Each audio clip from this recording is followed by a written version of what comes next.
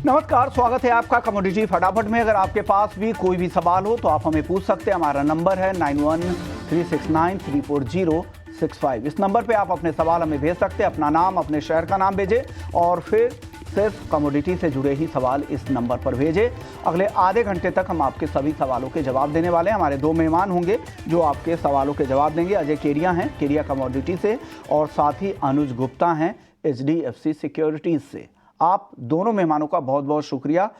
और आगे हमारे साथ मेहुल शाह भी होंगे, VP हैं भारत डायमंड बोर्ड्स के। लेकिन सबसे पहले हम शुरुआत करेंगे गोल्ड के साथ, क्योंकि गोल्ड लगातार नया रिकॉर्ड बनाता जा रहा है। आज MCX पर सोना पहली बार 77,000 रुपये के पार निकल चुका है।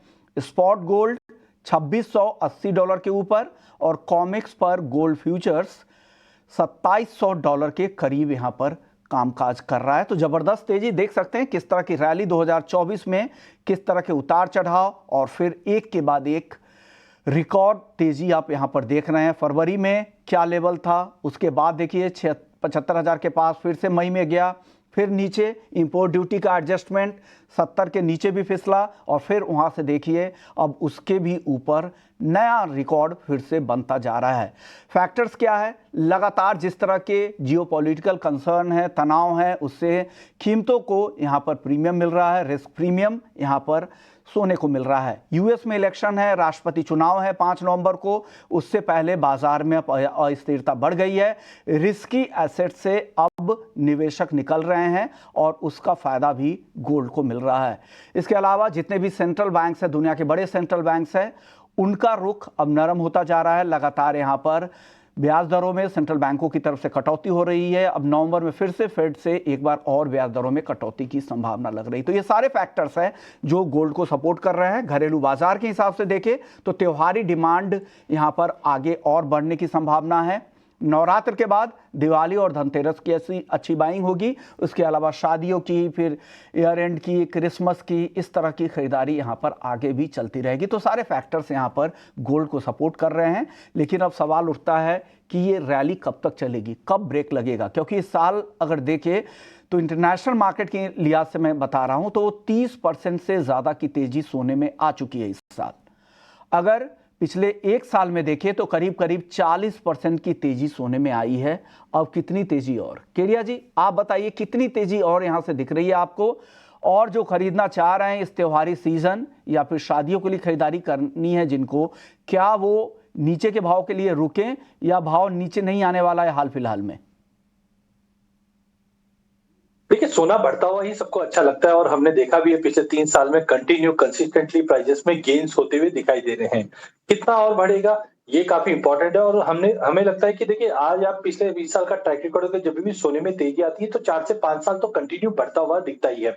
और अभी तो फैक्टर्स भी है जिस ढंग से हम देख रहे हैं 2024 में ECB, BOE और फेड तीनों में रेट कट की होड़ मची हुई है, जिसका एक बड़ा ट्रिगर हम आते हुए देख पा रहे हैं। नो डाउट पिछले महीने में फेड ने 0.5 का रेट कट किया है और नवंबर में 0.5 की रेट कट की बात की थी, बट वो सस्टेन नहीं कर पा रहा। उसकी वजह से पिछले 15 दिनों में हमने सोने में एक कंसोलिडेशन देखा था, जो 75, 200, 300 के नीचे नहीं जा पा रहा था, ना ही 76, 500 के ऊपर जा पा रहा था। लेकिन जियोपॉलिटिकल टेंशन ने इसको एक बूस्ट देता हुआ दिखाई दे रहा है। तो मुझे लगता है ये तेजी और भी कायम रहेगी, जहां पे हम देख रहे हैं कि 3,000 से $3,100 इंटरनेशनल में जून 2025 से पहले पहले देख सकते हैं। फर्स्ट हाफ में डोमेस्टिक मार्केट में भी जो पहले 80 की एक्सपेक्टेशन थी वो 85 भी दिखा देगी अगले साल में। लेकिन थोड़ा सा कॉस्टली मुझे इसलिए लग रहा है क्योंकि काफी बड़े फैक्टर से जो ऑलरेडी डिस्काउंट हो चुका है। तो सेल की तो सलाह नहीं है, बट बिल्कुल ये है कि मार्केट थोड़ा कंसोलिडेट करना जरूरी है, थोड़ा पुल बैक करना जरूरी है।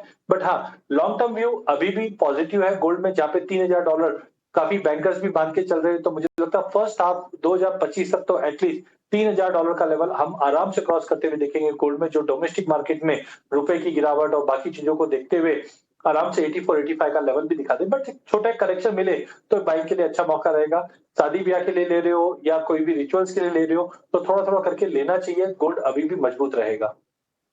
मजबूत रहेगा, भले ही शॉर्ट टर्म में थोड़े महंगे आपको दिख रहे हैं, लेकिन लंबी अवधि के लिए अभी भी यहां पर तेजी दिख रही है केरिया जी को। अनुज जी आप बने रहिए, एक और मेहमान हमारे साथ आ गए, आपके पास मैं आऊंगा वापस। मेहुल शाह हैं, VP हैं भारत डायमंड बोर्ड्स के, और साथ ही वो डायमंड इंडिया लिमिटेड आईडीटीसी के बोर्ड में भी है और साथ ही सिब्ज एसीजेड जो मुंबई में है, जो कई ज्वेलर्स के वहाँ पे फॉर्म, कई बड़े ज्वेलर्स के फॉर्म है, उसमें उसके वो चेयरमैन भी है उस एसीजेड के। शुक्रिया मेहुल शाह जी, आपने वक्त निकाला हमारे लिए। सबसे पहले मैं गोल्ड पर आपसे सवाल करूंगा सर। एक तरफा रैली जिस तरह की तेजी गोल्ड में दिख रही है, इस साल 30% और पिछले एक साल में 40%। घरेलू बाजार की बात करें तो इंपोर्ट ड्यूटी के बाद भाव 70,000 के नीचे, फिर से रिकॉर्ड, वो एडजस्टमेंट के बाद भी फिर से रिकॉर्ड स्तरों पर। क्या हो रहा है गोल्ड में सर? कब तक ये रैली चलेगी और क्या सेंस मिल रहा है बाजार की डिमांड को देखकर? तो सबसे पहले तो आपने जो कहा जियो पॉलिटिकल रीजन, ये जो गोल्ड की बढ़त है, सोना जो इतना बड़ा है, उसका मुख्य कारण जियो पॉलिटिकल रीजन है। सोना खरीदने वाले दो तरह के लोग होते हैं, एक मेरे और आपके जैसे अपने इन्वेस्टर जो हम घर के लिए सोना खरीदते हैं और रूटीन चीजें हैं। दूसरा है कि गवर्नमेंट ट्रेजरीज, जब उनको करेंसियों पे कम भरोसा हो जाता है और बहुत बड़ा इन्फ्लेशन जब स्टार्ट हो जाता है तो ये लोग सोना खरीदते हैं। तो अभी ज्यादातर सोना खरीदा जा रहा है गवर्नमेंट ट्रेजरीज के बाद। गवर्नमेंट ट्रेजरी जब सोना खरीदती है तो आंख बंद भाव को नहीं देखती है, वो किसी भी भाव में उठा लेती है और जब वो ऑफलोड करती है तो इसी तरह से ऑफलोड करती है। अगर आपको ख्याल होगा तो 3 साल पहले गोल्ड $1950 पर आउंस तक पहुंच के वापस हो गया था, एक बार 1600 पे गिर गया था, फिर वापस बढ़ते बढ़ते बढ़ते बढ़ते 1800 पे था। और जैसा ये यूक्रेन रशिया वॉर स्टार्ट हुई तो उसके बाद गोल्ड ने एक जंप मारा जो करीबन 2200 के या 2100-2200 के करीब गया। और जैसा ये इजराइल की लड़ाई स्टार्ट हो गई तो एक तरफा ऊपर की तरफ रैली स्टार्ट हो गई है। अब सही अनुमान लगाना ये वही कर सकता है जो वॉर और जियोपॉलिटिकल का जवाब दे सकता है। फिलहाल एक तरफा सोना ऊपर जा रहा है और फिलहाल हमें कोई अंदाज नहीं आ रहा है कि ये जियोपॉलिटिकल कहाँ तक जाएगा। तो सोना अब तक बढ़ रहा है और लगता है, लेकिन ऐसा भी है कि लॉन्ग टर्म में कभी थोड़ा करेक्शन भी आ सकता है।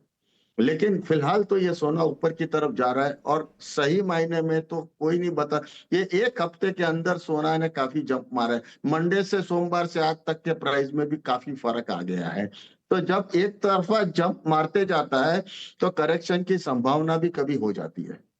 करेक्शन की संभावना तो है ही, लेकिन फैक्टर्स इतने ज़्यादा यहाँ पर हावी है, ज़्यादातर फैक्टर्स तेज़ी के हैं, तो ये कहना कि कब भाव नीचे आएगा ये बहुत मुश्किल हो गया है। और ऐसा वक्त जब लोगों को लगा था कि इंपोर्ट ड्यूटी बजट में कम हुई है तो इस बार त्योहारी सीज़न काफ़ी अच्छा रहने वाला है, लेकिन वो उस पर पानी फिरता दिख रहा है। मेहुल शाह जी, आप खुद भी ज्वेलरी बिजनेस से जुड़े हुए हैं और मुझे लगता है 1980 के आसपास करीब 4 दशक से ज़्यादा का अनुभव होगा आप इस कारोबार का। क्या लग रहा है इस अचानक की तेज़ी ने त्योहारी माहौल बिगाड़ देगा ये कारोबारियों का, या डिमांड बनी रहेगी ज्वेलरी इंडस्ट्री की? जहां तक इंडिया की बात करें, विश्व में मंदी है मैं मानता हूं, लेकिन इंडियन इकोनॉमी सबसे दुनिया में फास्ट रेट से डबल डिजिट ग्रोथ में इंडियन इकोनॉमी आगे जा रही है। इंडिया में 2 महीने में 4,25,000 करोड़ रुपए सिर्फ शादी ब्याह में खर्च हो रहे हैं, सिर्फ 2 महीने में। ये मैरिज सीजन में जब इतना बड़ा मैरिज बजट है तो नेचुरली कुछ सोना भी खरीदा जाएगा। और सोने में जो ड्यूटी घटाई वो गवर्नमेंट ने एकदम सही काम किया, इससे गवर्नमेंट रेवेन्यू में पैसा ज्यादा आएगा, स्मगलिंग बंद हो गया और ऑफिशियल वे में सोना आ रहा है। लोग ऑफिशियल वे में तो पूरी सोने की जो पैरेलल पाइपलाइन थी या 2 नंबर का सोने का धंधा था वो प्राय बंद हो गया है। ये गवर्नमेंट ने बहुत अच्छा काम किया, ड्यूटी घटाने से रेवेन्यू बढ़ती है और ये रेवेन्यू बढ़ी है। और इस तरह से अभी देखा जाए तो मार्जिनली यस, और जिसको खरीदना है वो सोना भाव के तरफ नहीं देखना चाहिए। सोना आज चाहिए तो आज ले लो, कल के तरफ मत देखो, क्योंकि ये एसेट खरीद ली है। कल सोना ऊपर गया या करेक्ट होके नीचे गया तो भी आपको नहीं बेचना है, क्या ऊपर गया तो भी नहीं बेचना है, ये मन बनाने की बात है। तो आज सोना लेना है तो आज ले लो, कल के ऊपर भरोसा मत करो। चलिए सर, गोल्ड के बाद डायमंड की बात करते हैं, क्योंकि डायमंड मार्केट को लेकर सबसे बड़ी चिंता है। जो लैब डायमंड का मार्केट इतना बड़ा होता जा रहा है, सप्लाई ओवर सप्लाई कह सकते हैं, और चाइना से लेके घरेलू बाजार में भी काफ़ी सप्लाई है। क्या आपको लगता है उससे नेचुरल डायमंड का मार्केट भी खराब हो रहा है या उसका मार्केट पैरेलली बिल्कुल अलग है? और भाव के हिसाब से क्या लग रहा है, प्राइस ट्रेंड आप किस तरह के देख रहे हैं डायमंड मार्केट में? सो नेचुरल डायमंड और लैब ग्रोन डायमंड दोनों एकदम अलग प्रोडक्ट है। एक माइन से निकला हुआ है, एक मशीन से निकला हुआ है। जैसे कि घड़ी है, सस्ती घड़ी भी आती है, महंगी घड़ी भी आती है, समय तो दोनों वही बताती है, समय भी दोनों का सही होता है। लेकिन रोलेक्स आज नेचुरल डायमंड है, वो सर्टिफिकेट के साथ आता है, उसके बाकायदा मशीन्स में चेक किया जाता है हर लेवल पे उसको। डायमंड प्राइसेस के भाव नीचे है या डायमंड सस्ता है, उसके कारण कुछ अलग है, क्योंकि डायमंड 90% से ज्यादा डायमंड दुनिया में दूसरे देशों में बिके जाते हैं जहां पे इकोनॉमिक कंडीशंस बहुत खराब है। हमारे आधे के करीब डायमंड सिर्फ अमेरिका में बिकते हैं। अमेरिका एक रिसेशन में से पास हो रहा है उसकी वजह से, और नेचुरल डायमंड वाले नेचुरली ले रहे हैं, कोई नेचुरल डायमंड वाले लैब ग्रोन नहीं ले रहे हैं। लैब ग्रोन खरीदने वाले एक अलग वर्ग है, जो लोग डायमंड नहीं खरीद सकते थे अब वो भी खरीद रहे हैं। इससे ये धंधा बड़ा है, किसी ने किसी का धंधा कम नहीं किया है। और डायमंड का जहां तक सवाल है, ये बिल्कुल सही समय है डायमंड खरीदने का, क्योंकि डायमंड प्राइसेस जो नीचे थे अब रिकवरी, क्योंकि काफी माइनिंग कम हुई है, माइनिंग कंपनियों का सेल्स डाउन है, उन्होंने माल कम बेचा है, मैन्युफैक्चरिंग बहुत कम हुआ है, तो डायमंड की अवेलेबिलिटी कम होने वाली है। और एक एनालिसिस अभी ऐसा है कि 20 साल से 30 साल के बाद माइंस के अंदर शायद, अगर नई माइन हो गई तो ठीक है, ये एग्जिस्टिंग माइंस जो वर्ल्ड में जो बड़ी है उसके पास 20-30 साल से ज्यादा का समय, ज्यादा का माल नहीं है। हो सकता है उसके बाद माइनिंग का हीरा जमीन में से निकलना बहुत कम हो जाएगा। इसकी वजह से लॉन्ग टर्म के अंदर नेचुरल डायमंड के भाव बढ़ने की काफी संभावना है, लेकिन वो सर्टिफिकेट वाले ऑथेंटिक सही चीजें होनी चाहिए। तो जनरली बड़े हीरे जो होते हैं 20-25 सेंट 50 सेंट कैरेट 2 कैरेट के हीरे सर्टिफिकेट के साथ आते हैं, उसमें निवेश करना बिल्कुल सही रहेगा। इसी तरीके से आपने समझा दिया कि आने वाले समय में जो नेचुरल डायमंड है उसकी स्कार्सिटी बढ़ने वाली है और उसके भाव तेज़ी से बनेंगे, और पिछले कुछ समय से जो नरमी आई है वो आपके लिए एक मौका है, और आने वाले समय में इन्वेस्टमेंट के तौर पर भी आप नेचुरल डायमंड को देख सकते हैं। लेकिन जब भी खरीदे तो जो ज़रूरी सर्टिफिकेट है वो सर्टिफिकेट आप ज़रूर रखें। छोटा जवाब दे दीजिएगा मेहुल सर, क्योंकि वक्त काफ़ी कम है। कौन कौन से ऐसे सर्टिफिकेशन उनको देखना चाहिए जब भी नेचुरल डायमंड खरीदे, क्योंकि त्योहारी सीजन है, वो अगर खरीदेंगे तो वो उन बातों का ध्यान रखेंगे? सो लेबोरेटरी जो अंतरराष्ट्रीय लेबोरेटरीज है उसका सर्टिफिकेट लेना चाहिए। तो डायमंड एक ग्लोबल कमोडिटी है, तो आपको ये सर्टिफिकेट अगर इंटरनेशनल होगा तो ये सर्टिफिकेट दुनिया में कहीं भी ऑनर हो जाएगा। शुक्रिया मेहुल सर, आपने वक्त निकाला, हमारे दर्शकों को गाइड किया कि गोल्ड मार्केट को लेकर क्या आउटलुक है आपका, डिमांड को लेकर क्या चिंताएं हैं और क्या कुछ मार्केट में क्या हो सकता है। भारत के लिहाज से भी आपने पूरी बातचीत कर दी और डायमंड पर भी अपना आउटलुक शेयर किया। चलिए आगे बढ़ते हैं और बात कर लेते हैं अपने दर्शकों की के सवाल लेंगे। उससे पहले एक छोटा सा ब्रेक ले लेते हैं। ब्रेक के बाद जब हम लौटेंगे तो आपके सभी सवालों के फटाफट अंदाज में जवाब दिए जाएंगे। हमारे साथ अनुज गुप्ता जी और अजय केडिया जी बने हुए हैं। आप कहीं मत जाइए, बने रहिए हमारे साथ।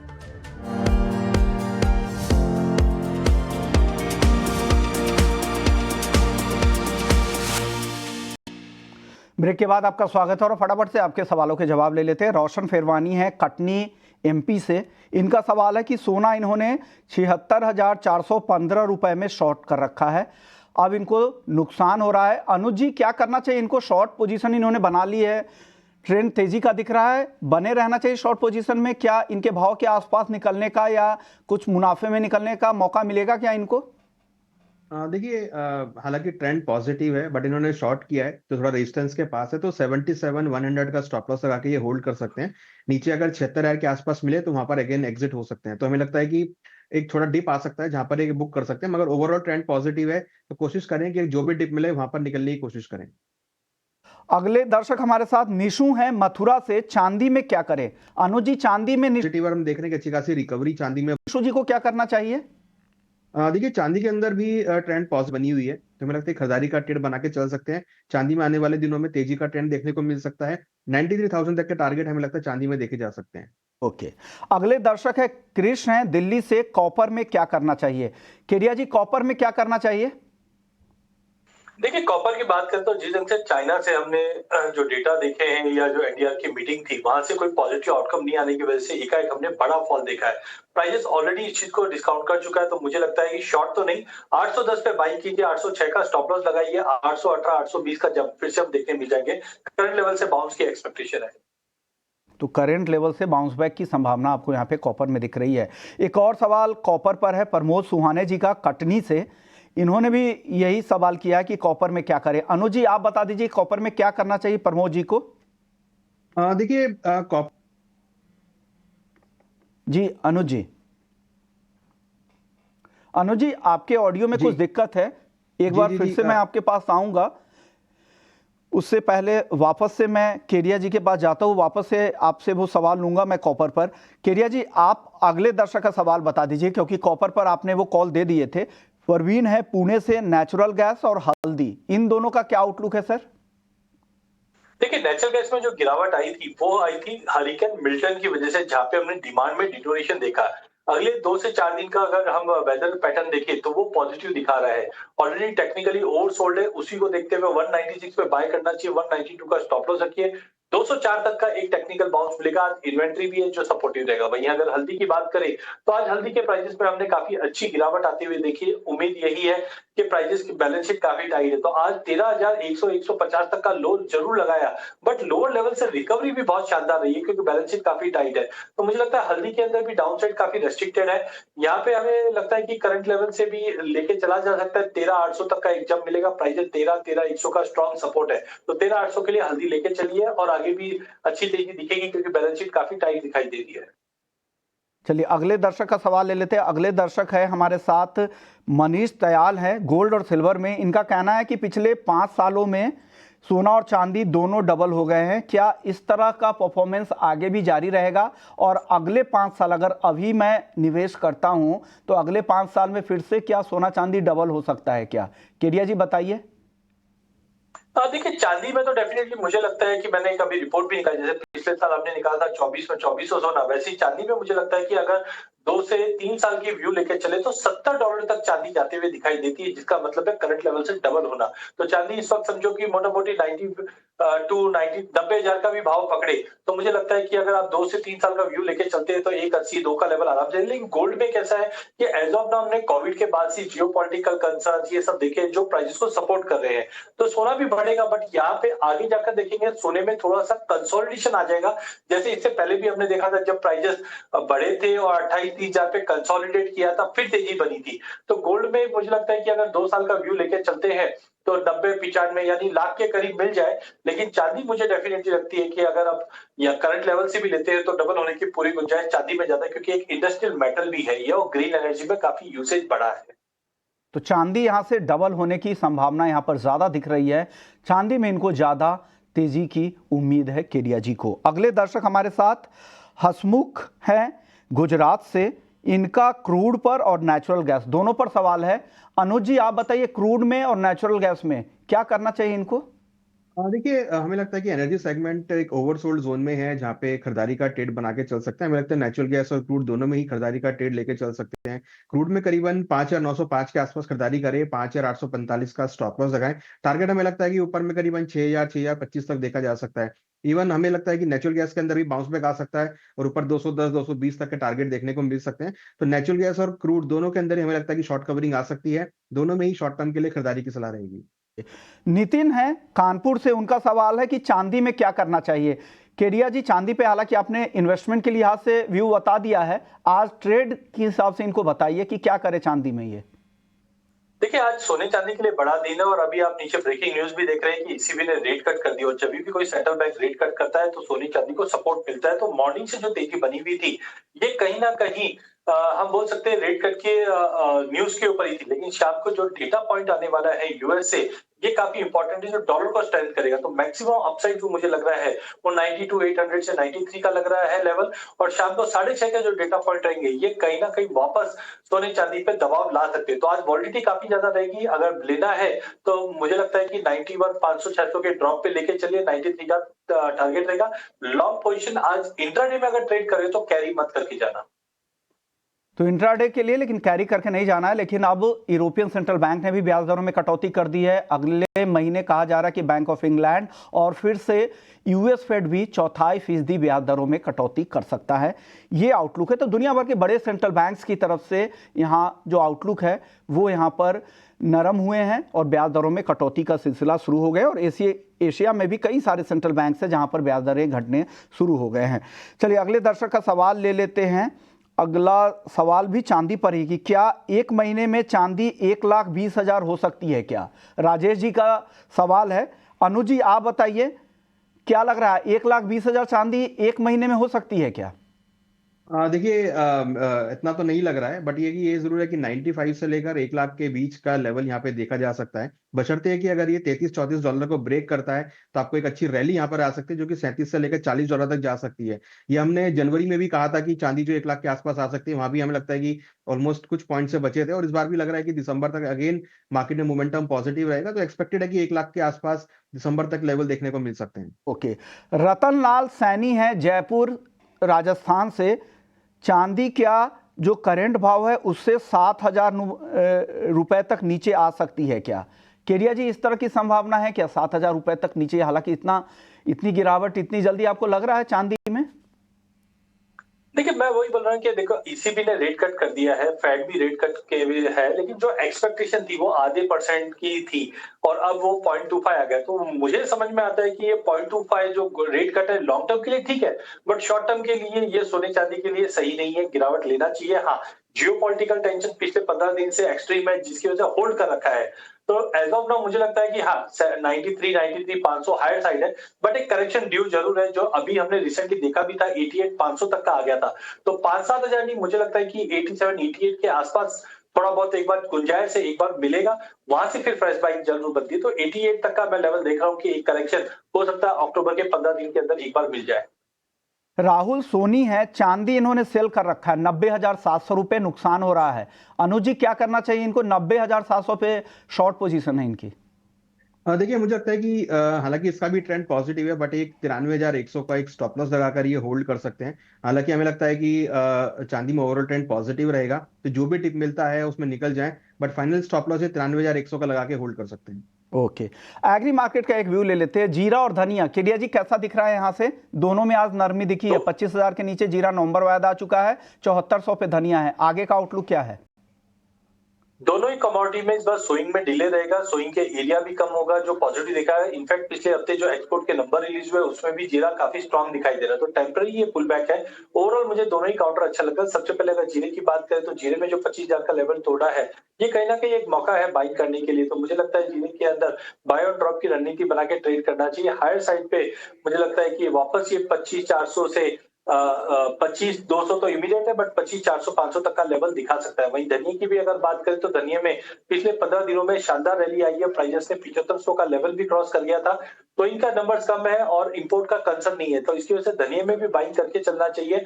ओवरऑल मुझे लगता है कि 7250 7300 एक बेहतरीन मौका है लेने के लिए। और हायर साइड पे अगर हम बात करें तो इमीडिएट तो 7550 का टारगेट है, बट हम अक्टूबर एंड तक बात करें तो 7850 का भी लेवल मिल जाए। तो दोनों ही कमोडिटीज के अंदर बाय करके ही काम करना चाहिए। केडिया जी ग्वार पर आपका नजरिया क्या है? देखिए गवार में हम फिर से स्टक ऑफ हो चुके हैं। पिछले हफ्ते भी हमने 56-50 का लेवल देखा और पिछले 2 दिनों में गिरावट के बाद आज रिकवर करने की पूरी कोशिश की। गवार गम भी 11,200 के ऊपर होल्ड है, तो कहीं ना कहीं मुझे लगता है कि मार्केट एक दायरे में ही है, बट डाउन साइड तो इतना नहीं लग रहा है।